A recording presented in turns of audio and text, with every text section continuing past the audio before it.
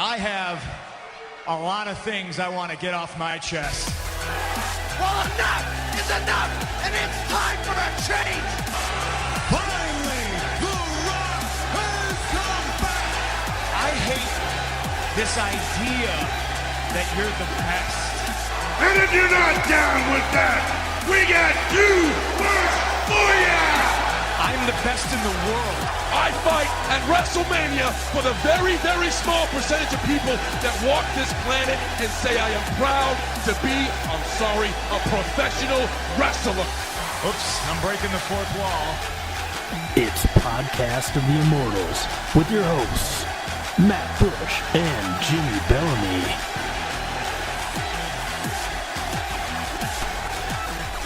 Welcome, everybody, to Podcast of the Immortals, episode 33. Larry Bird. Patrick Waugh. Patrick Roy. Justin Morneau. But that was Justin Morneau. As a twin. Circa 2006. He was 27. Initially with the Twins, he was 27. That's true. His rookie year in 03. Yes, he was. Who was 27 before Morneau? David Ortiz. Very good. Yeah. Not many people know that. Awesome job. I know a lot about Twins baseball. And now Morneau is 36 with the Pirates, of course. Yes. Boo. Which I was kind of bummed about. I thought he'd be 33. I'm happy for him, but... You know why he wore 33? Yes, Larry Walker.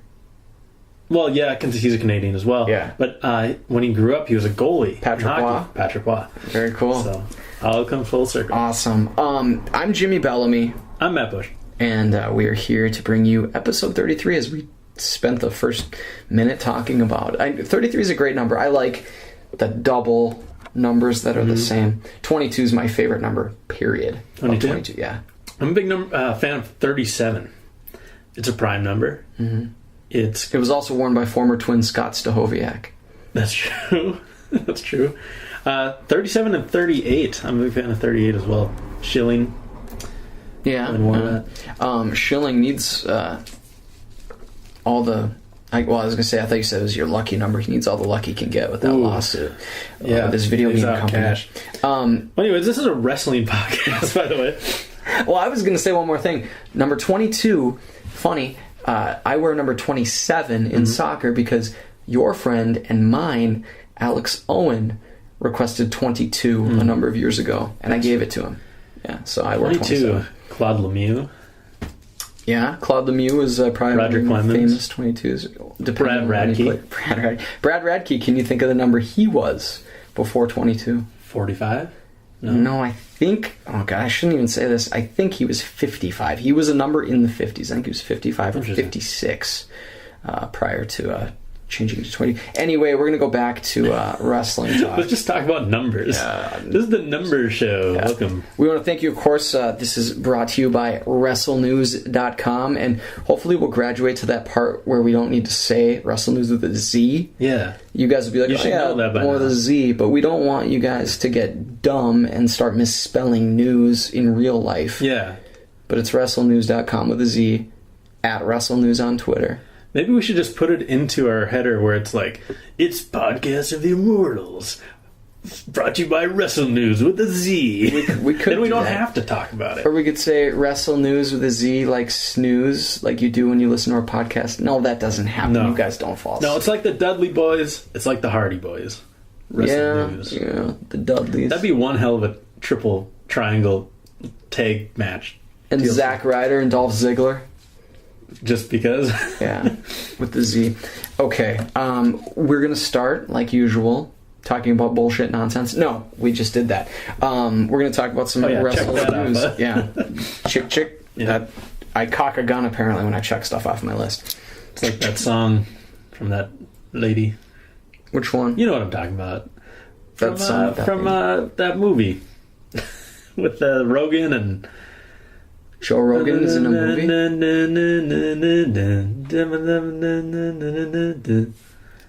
What? All I want to do is at a boom boom. Oh, MIA. And take your money. Gotcha. Okay. Joe Rogan? Seth Rogen. Oh, Seth Rogen. Why was I thinking of Joe Rogan? I don't know. Because we're talking about podcasts. All right. Yeah, that's... We're in a weird mood tonight. Yeah, we are. We have some delicious Ben Paddle beers, although that is not why we're being goofy, because Matt is 2 sips in and I'm about 5 sips in. Yeah. And I'm a lightweight, but I'm not that much of a lightweight. But by show's end, I'll be good. 45-minute mark, I will be toast. Yeah. No, I won't be, because this is my only beer right now. I have an early morning ahead of me. But we're going to talk about some wrestle news. And here is our first item. It happened. I've been waiting for it to happen. Christian is injured. Christian's injured? Christian is injured. Oh, no. WWE is reporting, and I believe it's legitimate. They are not just doing it for storyline purposes. He suffered a concussion in that match with Randy Orton on Raw. Wow. And I think it was during that spot that we talked about last week. When they pushed him off the edge? Yeah, I think. Wow. And like I said, I thought it looked like he traced his way down with the ropes and avoided any kind of head injury, but... Wrong. Yeah. Maybe it was another move, yeah. But I think that was it. It's an awesome move, but it's clearly dangerous because he's done it twice and gotten in it. Injured already. But you could tell whoever wrote the item for WWE.com was told, now make sure you mention the Performance Center, because that's where he was taken to be evaluated or re-evaluated, the Performance Center. So said he's still groggy, even though his Impact results were normal or whatever. So he's going to be out for a little bit. That's our first item, and I think that's probably terrible timing with Edge coming back to Raw. Yeah, next week on Monday in Toronto. Is that Wrestle News number 2? That's not Wrestle News number 2. No, yeah. None of the Wrestle News is stuff that happened on Raw. Sure. I mean, like we could include Fandango breaking his nose, but you guys know that. You saw it, because why would you listen to this podcast and not watch Raw? You'd be a dick if you did that. Well, I mean, you can come here for all of your news and Raw recap if you weren't able to watch it. Plus, you aren't a dick. I'm just kidding. I love you guys. Yeah. And the guy who doesn't listen is a dick. And this week, yeah, that's true. If you watch Raw and don't listen, then you're a dick. Yeah, pretty much. But you could go without watching Raw and hopefully get a good visual by listening to us tell you what happened. We are kind of word poets. We paint with words. Yeah, my mouth. It's a word picture. My mouth and tongue are my brush. That's graphic. I do tend to teach you a new word every week. You do. Which is awesome. Yeah. And you're smarter than me. I'm older than you, and I'm in a business where the profession is to know words, and you teach me. I don't teach you. But you're also a journalist, so... Yeah. Working at a pawn shop. Yeah. So, Wrestle News number 2. John Cena tweeted today that... He tweeted? Yes. Oh my god. That's the news right there. John Cena tweeted. John Cena tweeted, everybody. Anyway, he said, my time to tweet is now. No. What Cena said was that he has to keep his stitches in for a few more days, and that he's beyond frustrated, but that he's going to hashtag even stronger or whatever. Is he going to kick out of those stitches? See, yeah. So he's got to follow doctor's orders. He's going to give his stitches 2 shoulder blocks. Yeah. They probably gave him 3 days for those stitches, and he'll kick out after 2 days. And he'll give him like a weird back body drop, a 5-knuckle souffle. And then he'll be the new champion. Yes. Champion. So he said he's got to follow doctor's orders, but I think we're going to see him sooner than you think. Before the back Rumble? In action. I think so. I think Sheamus will. I almost said reply. He will return at the Rumble. I don't think they're going to want to go any longer without Cena. Plus, I think Cena's going to play a role in Daniel Bryan's continued struggle to get his hands on the title. That'd be kind of cool. Really? That's just my perfect. So you think Cena comes back and is part of the corporation? I think he'll give the fans a real reason to boo. Be sweet. Interesting. Wrestle News number 3. SmackDown, as we speak, is being taped in Minneapolis at the Target Center. And you guys are probably thinking, why aren't you there? Well, because we're busy. Yeah, we have jobs. And it's not Raw. Yeah. I'll tell you what, I love SmackDown, and it's gotten way better the last year plus. But because it's not live, it just really doesn't do it for me. SmackDown's been great the last couple weeks. Did you watch this? I did. This one? Oh, did you like it? I did. Yeah. They've had good matches, and what I liked is they've been giving you chunks of good storylines on SmackDown. What I read is that they want to make SmackDown an equal to Raw as far as like storyline, and they've even talked about extending it to 3 hours. I hope they don't, because it's just a chore to watch some of it. It's great to hear that. Yeah. They want to make it an equal to Raw. They should. What disturbs me about the potential at 3 hours is, one, that's too much. Two, you're talking about, for these guys and gals, back-to-back 3-hour nights for TV alone. Yeah. I mean, that's not counting the hour for dark matches and main event. Saturday morning slam. Yeah, so Total it's just Divas. It's a little too much for the people physically, and I just want to see them get some rest on those beautiful bodies. I love SmackDown this week. I loved the Orton Daniel Bryan stuff even better than Raw this week. Really? Honestly, I he brought out the spray paint. It was kind of like NWO. Yeah. It even had 2 of the letters of NWO. So I thought that was really cool. I think that was a nice spray painted Noah homage to because they do kind of have that bully, like, we're just taking over, do as we say or get out of the way, basically. Where they're clearly rotten and they're not trying to hide it. Yeah. Just like the what is the news? Is it that they're taping in Minneapolis? No, that's not news, because that's just regs. But regs is short for regular. The cool guys are saying that. That's what I read. Cool guys being me. I stopped saying totes recently because that's not cool anymore. That was cool in 2010. The news is that Vicky Guerrero tweeted today, another tweet. She said that I'm here for work, and she had a typo. She missed in, but it's not in my heart, because that was where Eddie Guerrero died in November of 2005. Was in Minneapolis. She said, I can't wait to leave this city. Hashtag heavy heart. Wow. Hashtag miss Eddie, or something like that. Or missing Eddie. I found that kind of like, my heart goes out to her, because that has to be difficult to be in that spot, just like it is every year when the anniversary of his death comes around, which, gosh, was it November 9th? Or November 25th? You have the power in your hands. Oh, right. I'm going to go with November 9th, 2005. But 25 stands out for me. No, it's November 9th, 2005. November 13th. Oh, son of a biscuit. Okay. It's been 8 years. But I also thought it was funny when she said, I can't wait to leave the city, because I'm like, I like when I go to Minneapolis. It's a nice city. It's nice. But, I mean, I understand why she wouldn't like to be there. Yeah. I heard another news about the Minneapolis tapings. Oh, allegedly, they're supposed to announce where the 2014 Elimination pay-per-view is supposed to be. Okay. Elimination Chamber. Did they announce that? I don't know if they did, because they're taping right now as we speak. But it's supposed to be at the Target Center in Minneapolis. And that's that's something we didn't mention on the podcast previously. Yeah. So we might as well do it right now. We are slated to tentatively attend. We're going to be there no matter what. Yeah. But as of now, the tentative plans are to view the Elimination Chamber pay-per-view on February 23rd, 2014 from a suite at Target Center with 20 other people. Yes, 20 other Americans. There's real Americans. Not all Americans. There's an Irishman who will be with us. Yeah. There will be a gentleman from Chicago. He's American, but he'll be there. I guess. And I thought there was someone else from a foreign country that was going to join us, but I could be wrong. Who knows? The year is young, and maybe we'll have Kofi somebody. Kingston. Yes. Jamaica. And he's from Ghana. Yep, and he's going to be with us. So he will be there. That'll be good. So I'm jacked up for that. That's going to be a lot of fun. It's going to be epic. And we're actually going to talk, hopefully, to one of the people, the man behind all of that. We'll talk to him shortly.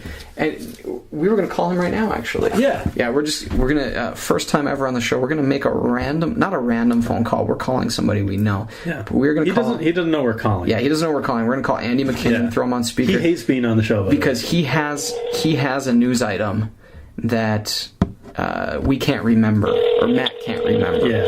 So we're going to find out. I was too lazy to look it up. Yeah. This is suspenseful. Hello, JB. Hi, this is Walmart Pharmacy, and we are calling to let you know that your penis enlargement pills are going to be back ordered. That's unfortunate because those would definitely be nice. Yes. Hey, Andy, we are live, well, kind of live in air quotes because we'll post this later. We're on the podcast right now recording, and we're calling you because, Matt, take it away. You talked about some news that I couldn't find, and I didn't spend much time looking for it, but you talked about the ruckus in the crowd on Raw last night. Yeah, there was 4 guys dressed up. One is Hulk Hogan, Randy the Macho Man Savage. Oh, yeah. Bro. I believe Jake the Snake. And basically they were starting chants in the crowd and causing a ruckus. So WWE had to get their security team to go out into the stands and to get them out of there. And unfortunately, more than half of the crowd was more focused on that than what was going on in the ring. Wow. Which was, at the time, it was Randy Orton versus Cody Rhodes. Cody Rhodes' career was on the line. It's funny that Cody Rhodes' career is on the line, and they were more interested in people dressed as Hulk Hogan and Randy the Macho Man Savage. Well, it's interesting that it happened during an Orton match again, because the chants at the Raw After Mania happened during Randy Orton and Sheamus. So maybe people just love chanting at Randy Orton. Yeah, he's a great heel right now. However, I think it's more that people are interested in Triple H, and Randy Orton's kind of taking the back seat to it. I missed your guy, John Cena, last night. John Cena. Tampa John? John Cena. I missed Tampa John as well. Are you excited for Edge's return and Santino next week? Oh, Santino. I'm definitely excited for Edge, and I wait every week to see Santino. Sweet. Not as much as my little brother does, but I don't know. Yeah, little Zach Fish McKinnon loves him some Santino. I think he's already picked him for the Rumble. Yeah, and he thinks the Cobra's real. The Cobra will bite you. It seems pretty good. Well, cool, man. Thanks for talking with us. Absolutely. Thanks for having me on. I look forward to listening to this tomorrow. Good, and leave the window open tonight, or the shades, because I'm going to have my binocs in full creep mode tonight. You got it. I'll leave the top one open for you. Yes. Nice. Bye. All right. See you guys. Bye. Well, that was Andy McKinnon, everybody. A beautiful man. Good friend. We watch every pay-per-view with him, and he puts on quite the spread. Oh, fucking unbelievable. I don't know how much we've touched on it. I think we've mentioned it, but Andy and his lovely wife Stephanie go all out. They get hot dogs, hamburgers, famous nachos made famous by Andy's father, and they're the only nachos I've ever had that are created inside a garbage bag. Yeah. And they are so bleeping good. They're so good. When you take a bite, you can feel your arteries just kind of close. Yeah, like it just, that's how you know it's good. It shaves more years off your life than a superplex from the top rope.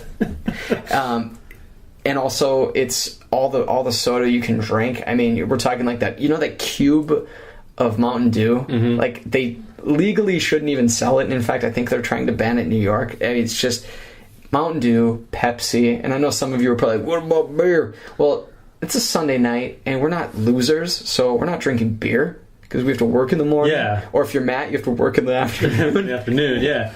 I gotta be up by noon, man. Yeah.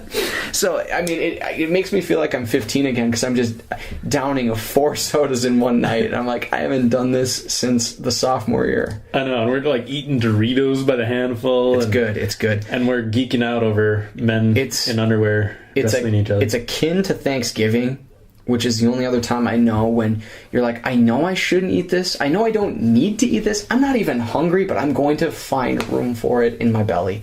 And you do. And it's an awesome thing. And we have a great time there. We all pitch in $15. It pays for the pay-per-view. It pays for the food. And we had an awesome crowd last time for SummerSlam. Yeah. We had, I think it was like 10 or 11, 12 people strong. At least 10. A lot of fun. Big shout out to Kyle Scanlon, who was with us for the first time. He's a devout listener, or a devoted listener. One of the two. Whatever the non-religious one is. I think devoted. But that's our wrestling news for the week, and it was great to talk to Andy. He's also the one behind the suite, so pretty badass. Hell yes. All right, so with that, we'll get into Raw, as we tend to do. Triple H opens the show. Randy Orton comes out with him, and of course the Shield, being the enforcers that they are. Bow down to the king. Yeah, I'm just gonna sing. He's gone exclusively. Well, because the game is kind of like his wrestler music. I think so. This one's more. This is like his no chance. Yeah, I like that they've gone. I mean, because I was kind. It feels different. Yeah, it was perfect. It was a perfect choice to go back. Mazzalemio. That pasta fagioli. Alright, that was too far. I'm just kidding. That's how it's spelled, man. I think it's pronounced pasta fagoia. Whatever. But it looks like pasta fagioli. I ain't into pasta unless it's Boyardee. I got in trouble when I was Boyardee. When I was in New Jersey for WrestleMania, I went to the bar and there was a special and it was pasta fagoia. Me not knowing how it's pronounced, I'm like, pasta fagioli. And everyone's looking at me like, where is this kid from? That reminds me of my friend Jake, who worked at Subway in high school and part of college. He said someone came in and he asked, what kind of bread would you like? And they said, Parmesan oregano. Yeah. I love that. True. Parmesan oregano. Parmesan oregano. Toma oregato. All right, Raw, let's do this. Okay, so Triple H says that Daniel Bryan shouldn't be taking him... Or no, I'm sorry. Randy Orton says that Daniel Bryan shouldn't be taking him on at Night of Champions because he has no chance in hell of beating him, which was a nice homage again. Mm-hmm. That Bryan will never reach the mountaintop because he's just a B-plus player. Triple H then chimes in, says the universe, the WWE universe, deserves the best product, and that is his job to look out for the health, and it's also his job to look out for the health and welfare of the wrestlers. And Daniel Bryan's not looking too good lately because of all the beatings he's taken. Likens him to Doink the Clown. Doink the Clown. Yeah. And, of course, I think it's Frank the Clown. The super fan was in attendance, and he pointed right at him. And he goes, "Come on, you like Doink the Clown?" Yeah. Shout out to his podcast, by the way. He interviews other super fans. Sweet. Yeah, I think his first and only episode at this point was with Brock Lesnar fan. Bork Lesnar. Yeah. Do you know Brock Lesnar fan? No. It's a guy. I mean, you've probably seen him on clips, and he's like, ah, and he does like the Brock Lesnar like. There was a guy who looked exactly like Sheamus at Raw last night, and he was in the aisle, right in the corner, farthest away from the camera, and it wasn't like somebody made up to look like him. He had the red hair, same style, and same facial hair. He just happened to look. And he was a redheaded dude who looked like Sheamus, and I mean, I'm sure he did the facial hair and hair that way, but it wasn't somebody with dyed hair. It was he didn't have like paste on beard. It was beautiful. Nice. And he was next to this enormous woman who was like, looked like Honey Boo Boo's mom. Honey Boo Boo's mom. Yeah. Who's like 32 years old, by the way. I just turned 32 on Sunday. Nice. There you go. You could have been in the same grade. Woohoo! Match made in heaven. So he likens him to Doink the Clown. Doink was over with the crowd, good performer. Doink's dead. Yes, he is. Matt Bourne died. Way to bring it down, man. Bourne died. So Doink, but Doink was never a champion because it would have been bad for business. At this, Daniel Bryan comes out and says that he doesn't really call any Doink the Clown chants in 1992 as the crowd chants Daniel Bryan. Then Bryan says that Orton doesn't understand what it's like to be told that you can't do something. And it sounded like John Locke from Lost. I don't know if you've watched Lost. I'm familiar. He's that older guy, right? Yes. Yeah, you lost me now. Oh, I'm just clever. Get it. But he was in like one of his first episodes. He's like, "Don't tell me what I can't do," and he's in a wheelchair. He's paralyzed. What did Hurley say to that? Dude. All right. Any Losties out there will enjoy this. Anyways, so he said all those naysayers made him what he is today. And Orton will never understand it because he was given everything that he has. He never had a claw. He never had to fight through the minors, never been told that he can't do something. And he knows that he can win the WWE Championship. And Randy Orton and Triple H know it too. He says that Orton has the genetics of a champion, but not the heart of a champion, which I thought was a good line. Triple H then says his anger is misdirected. He should be angry at the Big Show, not at the corporation. He should be angry at the Big Show because he, this 7-foot, 500-pound monster, stands idly by while Daniel Bryan gets beaten down. And guess what? That's our main event for tonight. Daniel Bryan taking on the Big Show. Sweet sassy molassie, it's gonna be a good one. It's gonna be good. I liked the promo. I like that they're starting to involve other people. Mm-hmm. They had Big Show forced to watch all of SmackDown from ringside and do nothing about it. It's kind of like, did you ever see like Hannibal, the bad guy? Like, do you see? It's like, watch. He's forcing them to watch, and I don't know. Hannibal, watch it happen. Big Show, watch it happen. I'm thinking that this is getting better and better. And I was proud of the crowd in Des Moines, Iowa, because the last time they were in Iowa, I remember it being bad. It was a snooze fest. Mm-hmm. And this crowd, now granted, it wasn't Des Moines. I'm not going to put my blanket. Okay, Iowa's all the same.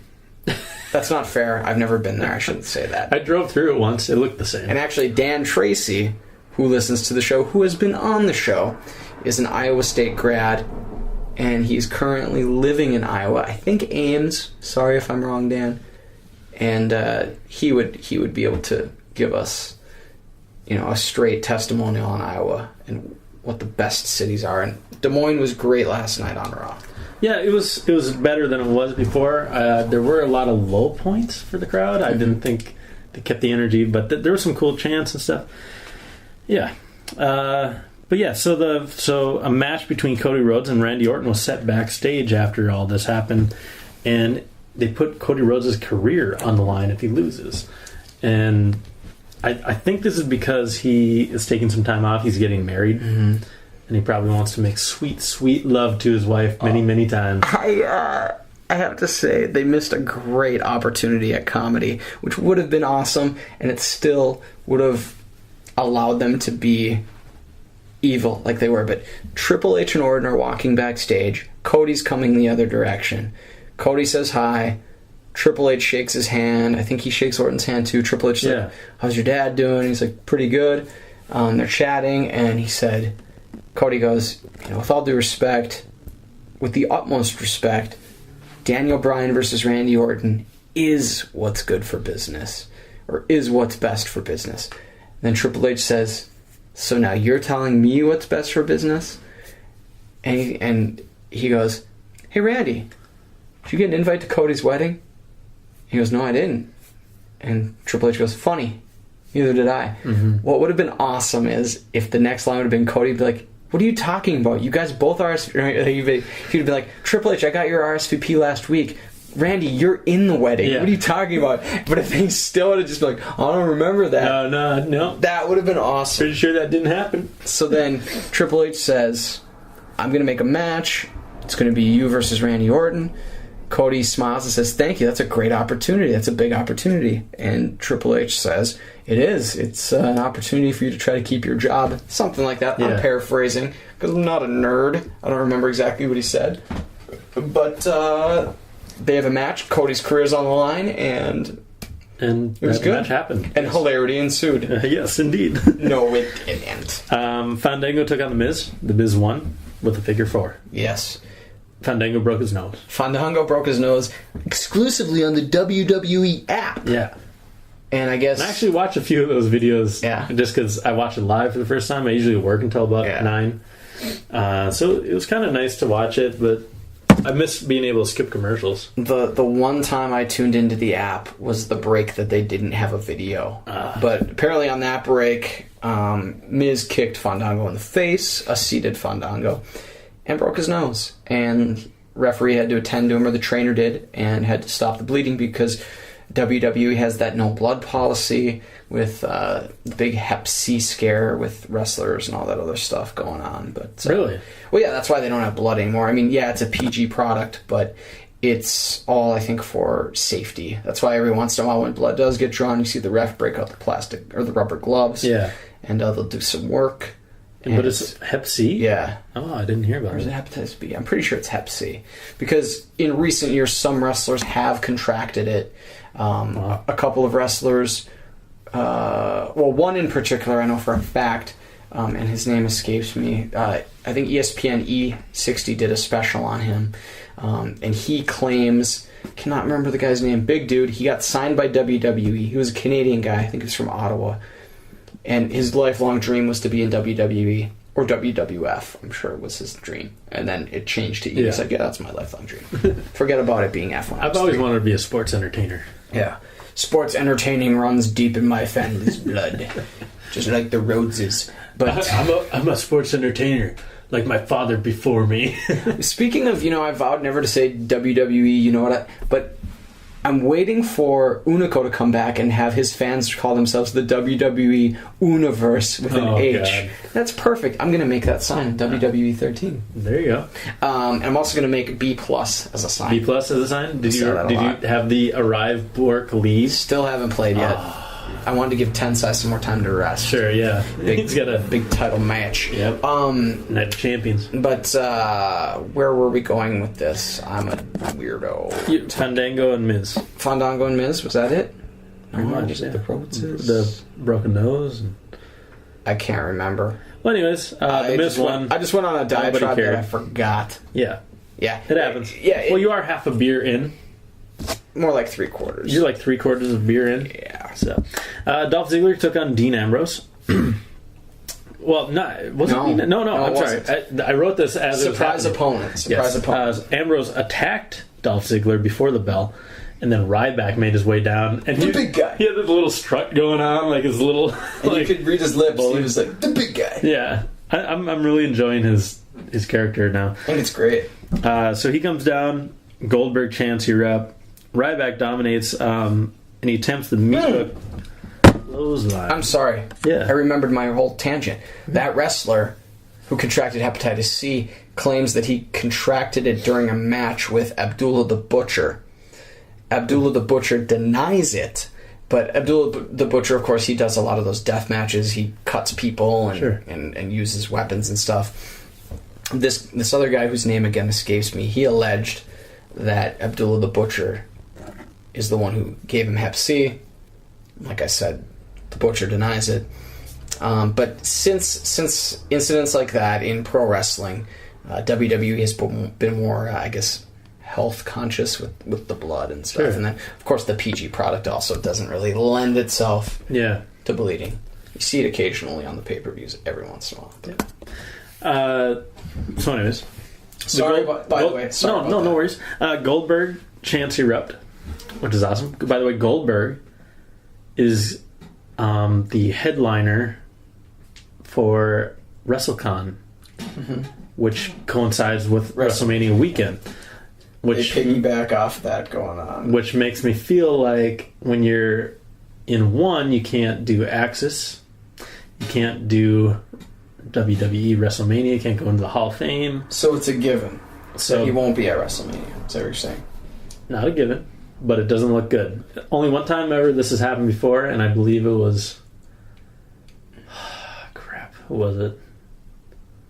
Like Ric Flair or something. Like he had to go into the Hall of Fame or for the Four Horsemen or something, and he was signed, and WWE actually paid WrestleCon and sent like William Regal to go sign for him in order to like have him at the Hall of Fame and do all that stuff. But yeah, so that could still happen, but it doesn't look good for Goldberg for a comeback this year.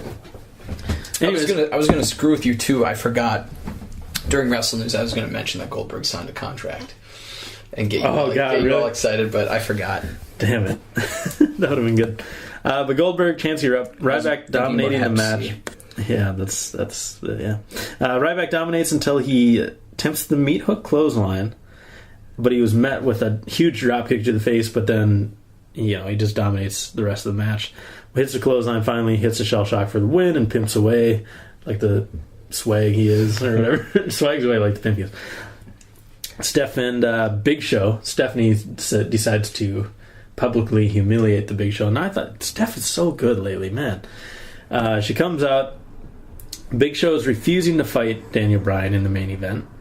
So Steph goes to the ring, calls out Big Show, and calls out the fact that he is broke and he needs cash. I don't buy this for a second in real life, but for storyline, it's okay. He has no money right now, apparently. It's a terrible storyline. It was awful when they did it with Michaels. Yeah. Just brutal. So Big Show gets his weepy face on. As Steph tells him he would be in breach of contract if he doesn't compete. That's the only way he can lose the contract. Even though it's an ironclad contract, apparently it's not quite as clad. And they've been trying so damn hard to work around that thing. I feel like they're in the writer's room like, why the hell did we mention last year that he had an ironclad contract? Yeah. Because they mentioned on a couple of occasions on SmackDown on Friday about it. Michael Cole goes, an ironclad contract's only as good as the worth of its performer or something. Like, it didn't even make sense. Like, what are you talking about? Kind of like a lot of the stuff we say. Yeah. So Steph says that Big Show has to succeed in the WWE or else he will be the world's largest gas station attendant. I thought that was a pretty good line. Yeah. He says that Giant... Oh, and this was what really, I think, made the promo. She says that giants don't live medically as long as normal-sized people. Mm-hmm. And I'm like, whoa. Wow. And this is what we always had in the Attitude Era. It was always personal stuff. Like hashtag real talk. Yeah, holy cow. That was pretty good. And she says that he needs to support his family while he still can. And I thought that really sealed the promo. And I thought it was really, really well done. Yeah. Big Show, he's got some acting chops. He proved it in that feud with the Big Boss Man when Big Show's dad died. Yeah. You remember that? Yeah, I do.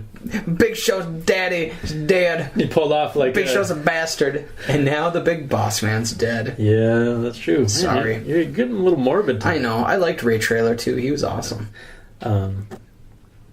Anyways, moment of silence there for Edge Ray will be Traylor. on Raw next week, of course, like that was like you said.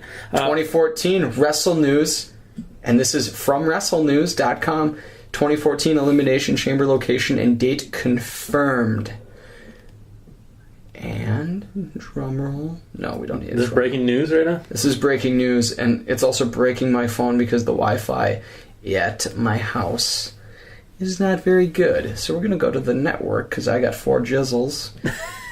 And, oh, look at that, 4 Gargamels. Minneapolis, Sunday, February 23rd. You can put it on the board. Yes. Yeah. Well, awesome. We actually had that first. Boom. Boom. All right, Primetime Players taking on 3MB. Yes. Oh, sorry. They, you're not a Jinder Mahalik? It's the battle of the abbreviated tag teams. Yeah. The role of the Primetime Players continues. Yeah. Titus O'Neil gets the pin on Jinder Mahal. I didn't know John Cena was part of the Primetime Players. You've tried that. Didn't we talk about that last week too? Yeah, I think so. Yeah. I still like it. I can't look at him and not see John Cena. He looks like John Cena for sure. Titus O'Neil, did you see that move he did where he just like flipped the guy over his head? Yes. That was awesome. That guy's a beast. Bradshaw talks about it every week. He's like, Titus O'Neil doesn't know how big and powerful he is. Yeah. When he does, he's going to do some damage. Oh, yeah. But yeah, that was cool. And then they had like a powerbomb-esque move by Titus O'Neil, which was pretty cool. To win, it was kind of like a Batista bomb a little bit. Mm-hmm. So that was pretty cool. Cody Rhodes took on Orton next. Good match. It was kind of boring at the beginning, but it got better. Well, I think the crowd probably played a role in that. Yeah, that's when the Jake the Snake chants and the Randy Savage chants broke out. Cody was looking really good. I love him. I've said that quite a few times. He's one of my faves. I think I said it on last week's show. And I can't wait for him to come back, and hopefully he'll bring the rest of his familia and they will do some damage. Oh, that'd be a great angle against the McMahons. That'd be sweet. Or maybe they'll come back with Shane McMahon. Ooh, Shane O'Mac. That would be awesome. You know, Rhodes, I heard when he comes back, he will be gone with his wedding and whatever, but when he comes back, he is supposed to play pivotal storyline member when he comes back. I can't wait. I mean, and it's funny because when you mentioned a few months back that WWE was going to push Bryan into megastardom, I remember at first thinking, wow, I can't believe they're going to do that. And we could see Rhodes be a big star. And I hope we do. I really do. He's got the chops. Me like. Yeah. Orton was taking over the match until Rhodes reversed the RKO into a crossroads, and I thought he might have won. Like, I legitimately thought he might win this match, which wouldn't be that big of a shocker because it's not like the Shield were interfering or anything like that. It was just a regular match. Rhodes could beat Orton in a match, I think. Mm-hmm. At least the way they've been booked the last couple of years. He's only smoking mirrors. Yeah, that's true. He only got the 2 count, though.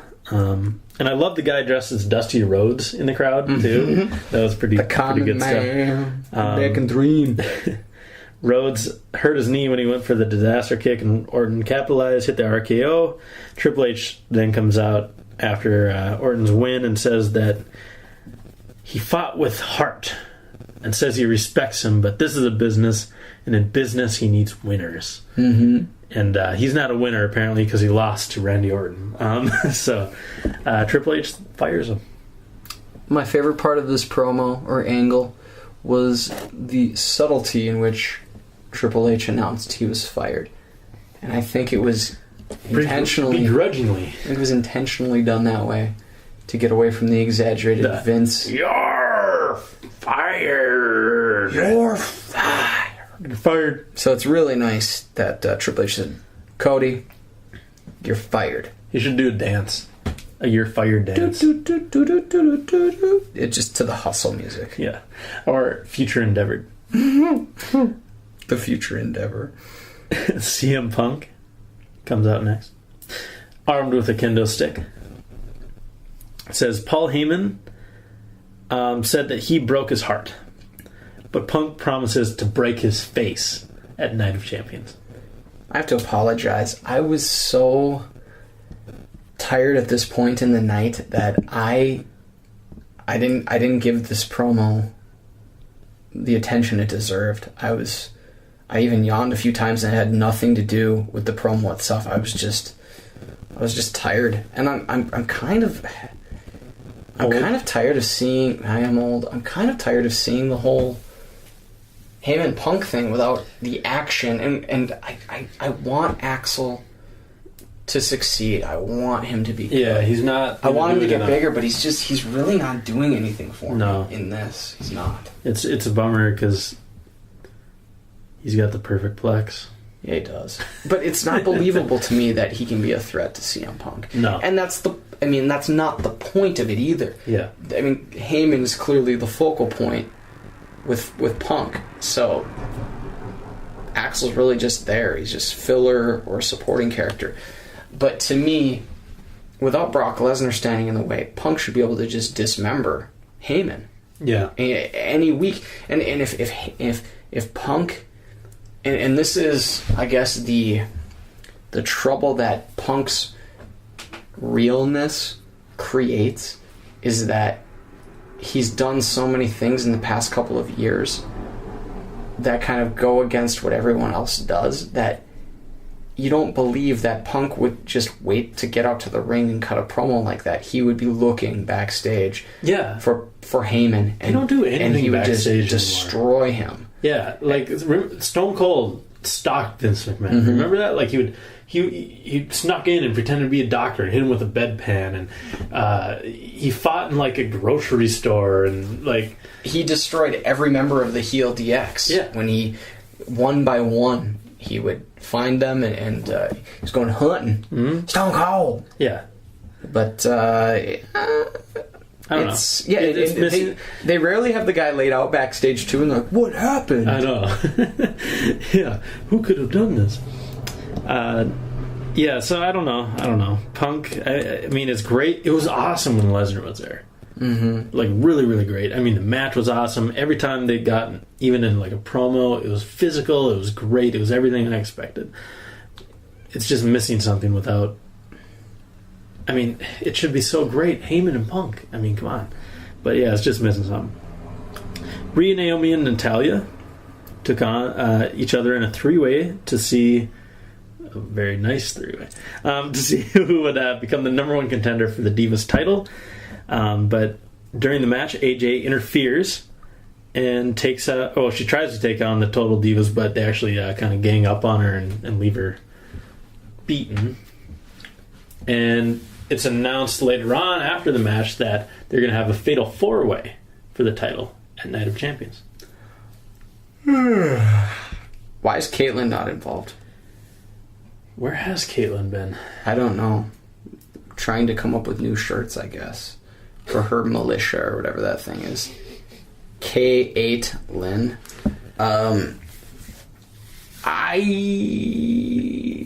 There's another... Well, Caitlyn's not on Total Divas. At least now the Divas from Total Divas and the Divas Champion, the Divas title, are now intermingling. Mm-hmm. And I wouldn't be surprised if we saw some kind of divas from Total Divas versus non-Total Divas. Non-Total Divas. Get in some kind of feud. The NTDs. Yeah. I heard that AJ Lee's promo last week was going to be like the kickoff for season 2 of Total Divas. So Okay. she might be joining the cast. Which would be interesting. So we get to see more Ziggy Piggy then. Are they really dating in real life? Yeah. Oh, I didn't know that. They is. Interesting. Yeah. Interesting. I don't like that. Why? Because I like AJ Lee. She's mine. Okay. If you say so, man. I call dibs, man. Alright. It's like shotgun. Anyways, RVD took on Damien Sandow. RVD wins after a decent match. And they had a good match on SmackDown too. Mm-hmm. And ADR spent most of the match standing at the top of the ramp with his belt, and that was about it. And a black scarf. Oh yeah, Black scarf. I absolutely loved your ADR impersonation. By the way, when we did that a couple weeks ago, why are you saying these things? Just cracked me up. Thank you much. Steph, she announced a fatal 4-way for the Divas, and then the Big Show took on Daniel Bryan in our main event. Dan Bryan, Big Show, nothing really going on. This really wasn't a match. Big Show didn't want to fight. He didn't want Bryan to fight. They had a couple spots, but nothing really.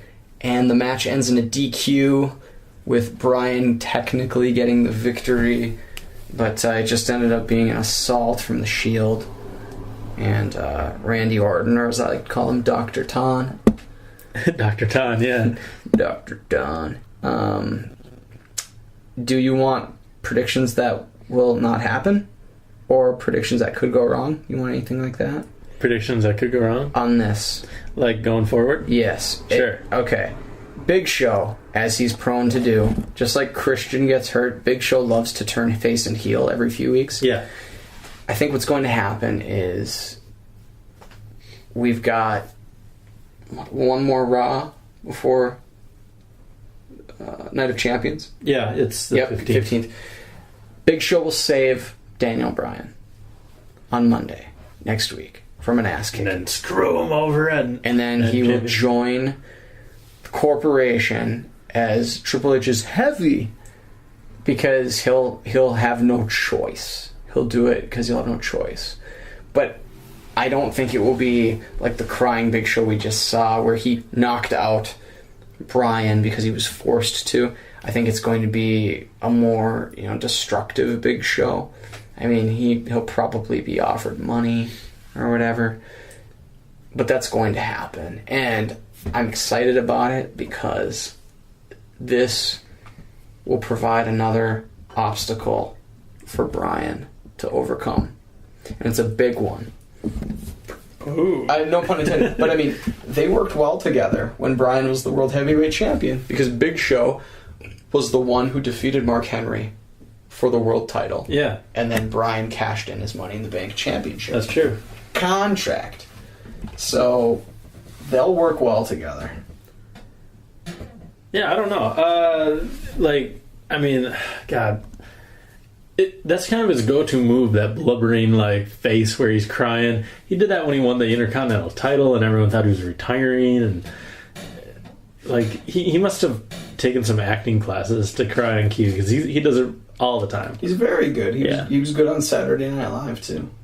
Oh yeah, that's right. He was on Saturday when The Rock hosted. When The Rock hosted. Yeah, forgot about that. He's good. But yeah. He's good. I like the angle. I didn't like the match.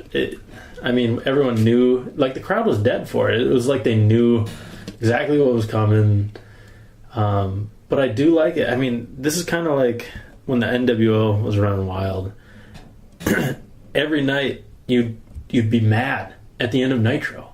And you couldn't wait till next week so that they'll get their comeuppance. But it happened so often where the bad guys won so often that you just were waiting, and when that moment finally happened and the good guys overcame, you're like, yeah, suck on an egg, man. It was awesome. The NWO a couple times though. God. The reason the NWO, a couple reasons why the NWO thing stopped working, other than the fact that every week they had 7 guys join, and then eventually there was no one to fight because everybody was on WO. Yeah. But they had too many victories, where NWO they'd win all the time, and they never really got any comeuppance. What's important here now is that WWE doesn't lose its focus. They pay it off. And that it doesn't put the light on Triple H or Big Show, but that they keep it focused on Bryan and Orton. And Orton, of course. You stole the words from me. I was going to say Orton, and I was going to say it's important that these two, just like any big storyline, it's important that these guys don't get hurt. It's important the Shield stay healthy, because any kind of change could kill whatever momentum they have built. But you could say that about any storyline and any guy. True. But yeah, I'm really excited to see where the storyline's going. It's been a while since we've had a super faction like this. I can't even remember the last one. Maybe the original Nexus? Maybe? Possibly. They never really got a chance to go full on with that, just because those guys were so young and inexperienced as far as being on WWE TV. Yeah. That guys like Otunga weren't ready. Heath Slater, Skip Sheffield. That it never worked. And of course, Bryan got fired for a little bit, and then choking. Who did he choke? Justin Roberts, right into the camera with his tie. It's like, and then of course you had the Core. Yeah. After that, which really they were kind of relegated to SmackDown. Yeah, it was Ahmed Johnson. You mean Ezekiel Jackson, who looks like Ahmed Johnson? Oh yeah, shoot. All right, it's funny because my friend Ryan Kresge said Ezekiel Jackson looks like a shaved bear.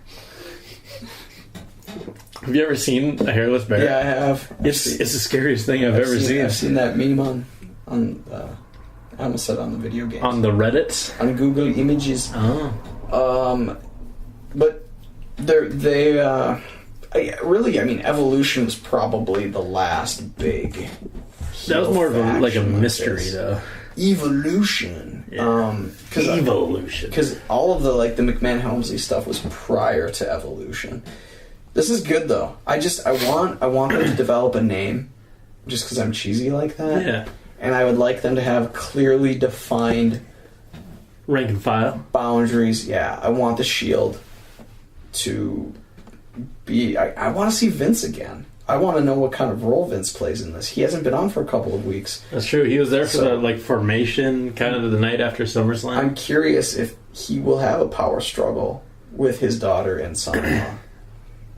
I'm sure that will lead eventually. Then they'll have the Good Corporation, It'd be like, I don't know. What's a good corporation? I can't even think of one. A good corporation? Yeah, like a company. A current like a business company. I don't think there are any good corporations unless they want to sponsor the podcast. Yeah. Then you're all good. Yeah, you're all like every corporation is great. Yeah, if they want to sponsor the podcast, but I'll sell out. I'll gladly sell out. Yeah, why wouldn't you sell out? That's why we do things, right? Pretty much. Make money. Well, anyways, that was Raw, and that's about all we have. Sorry, we're in a weird mood tonight, guys. This felt a weird. I like weirdness. Yeah, I think this has been good. It has been good. I feel like I've spoken more from the heart tonight, or just more,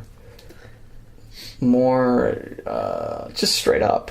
I think sometimes we'll go through the podcast and we'll talk like we have an audience in front of us, or that we'll set it up like we'll be like, well, and A, B, and C happen, and then we'll be like, yeah, A, B, and C happened, and then maybe mention D. But I think tonight we've gone a little more back and forth, which I like. Yeah. And I mean, it helps that I like when we bring up some of that ancillary stuff that doesn't even have anything to do with like the show. Number 33. Yeah, I mean, I felt like Sesame Street. Today's show is brought to you by the number 33 and Lambda, the letter Lambda, and the letter N, and the letter O. No. Yes. Woohoo! So I hope you guys like it, and I hope you guys had a great Labor Day weekend. I mean, it was good. This is a Tuesday. It felt like a Monday all day, which is awesome because we're still close to Friday. So that's good. All right, stop. That was cool. What, 3 years ago? It was never cool. It was cool for about 10 minutes. No. It was ironically cool. It was cool in an ironic way. Nope. Get out of my house. All right. Well, that's our show for this week, guys. Be sure to follow us on Twitter. That's at Immortals PCast. Matt is 97 Bush, like the race car drivers. Like the beer. Oh, God. BUSCH. Whatever. Come on, man. Like the race car drivers. Yeah, that's true. I'm at Jimmy Bellamy. We always just say that like people know how to spell Bellamy. You should. Bellamy.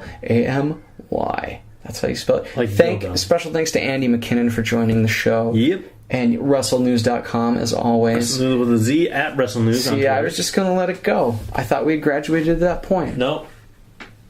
All right. Be sure to check us out on Twitter. Thanks again for WrestleNews. Check us out on Facebook. We got a little page that we never update, so that's cool. Oh, we update it every week with the new episode. That's about it, yeah. But yeah, check us out, man. We love you guys. Thanks for listening. Matt loves you. You're kind of indifferent. I really, really like you. Right. And don't want to take it to that next level. I think someday yet. we will get to love. I think we will. You got to take it slow. Yeah. But you guys have a great rest of the week, and we will see you for episode 34 next week. Bye. Peace.